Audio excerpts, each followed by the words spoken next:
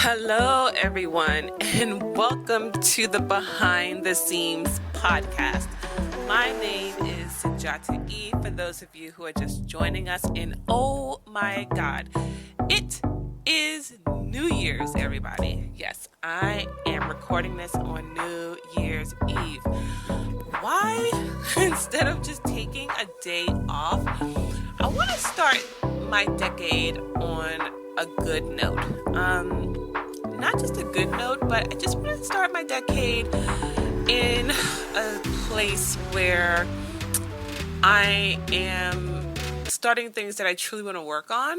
And this podcast was something that was a long time coming.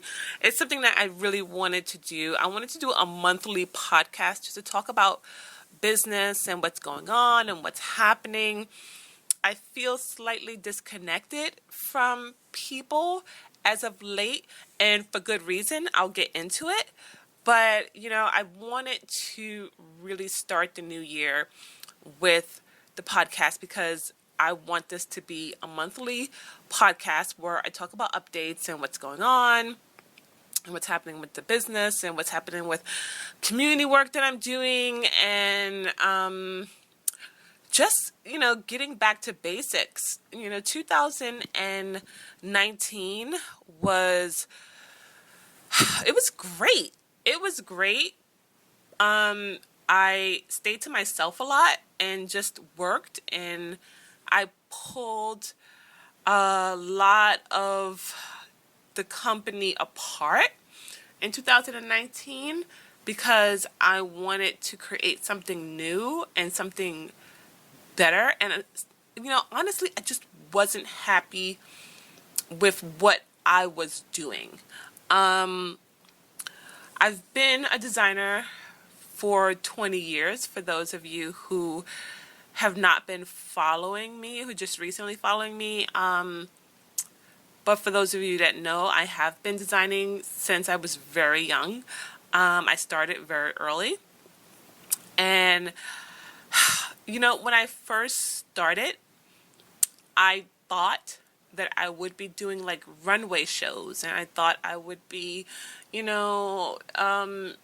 in mainstream design instead of doing alternative design and education. And once I went into the business when I was 19, 20 years old, I realized it was a shit show, like, I realized that it was just a fucking shit show, and I wasn't happy with what I was doing. Not even close. I wasn't happy with putting out collections that only a handful of people would fucking buy, and then making all these samples that were going to go in the damn trash. Just various parts of the industry, the high demand for your time and attention, working numerous hours for, once again, creating work that no one really appreciated and only cared about if it was super dirt cheap. And I didn't want that. It wasn't something that I was happy with. So I decided to go a different route. I decided to, first of all, not work for anyone else and create my own company, and then do what I wanted to do, and to, do limited design, and also do exhibit pieces, and also implement alternative education and design. And I didn't know quite how I would go about it when I started, but through trial and error, I was able to get my footing and get people to notice me as an environmental artist and designer, and that it wasn't easy. Let's just put it that way. It wasn't easy at all, and I was faced with a lot of rejection, mainly from my own family, who just didn't understand why I wanted to do what I wanted to do. And, please understand that I come from very humble beginnings. And by humble, I mean dirt poor. Like, I mean, we had nothing. This is the truth. We had no money, and it's very hard for people who don't have anything to help anyone else or even encourage anyone else to dream in a bigger way, a bigger fashion, in a sense. So I hold no grudges, trust me. But I, didn't have any kind of help or footing or anything like that when I started in the business. So I really did have to learn through trial and error, and that wasn't fun at all, but I made it through, and I was happy with that. And that was the first 10 years.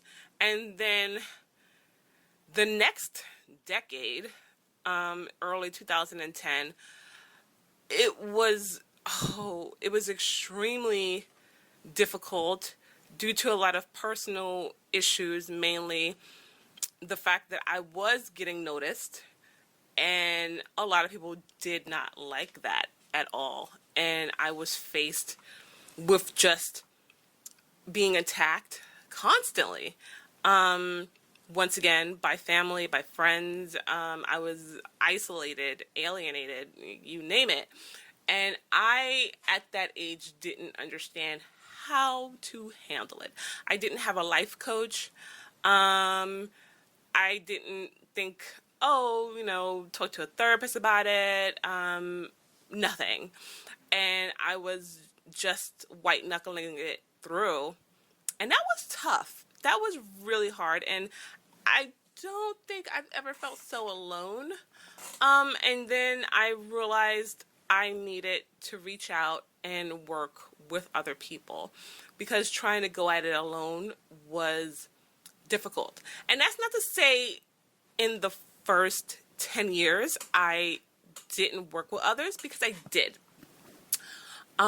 If you haven't guessed yet, I'm just basically going through the last 20 years of my career so that you kind of get a gist of kind of why I'm doing the podcast, and also just my journey as a designer and how I've kind of made it through a couple of fires to get to where I am, where I'm pretty happy with what I'm doing now. So anywho, when I first started out, I ran pop-up shops, and I worked with other artists, and I ran collectives, and all of that was great, and it didn't last, and I understand why it didn't last.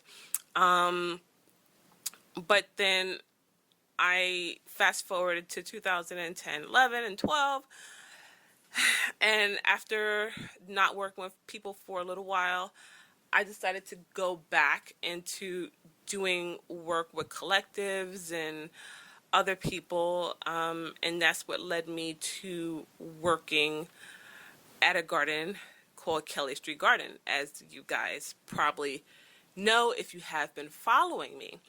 And I was hesitant because I'm telling you, I've been burnt before. I have worked with groups, and I have had interactions that haven't been great, because everybody wants to do whatever they feel like doing, and what we agreed upon in the beginning all of a sudden goes into the trash, and everybody's just doing their own thing, and it becomes a mess.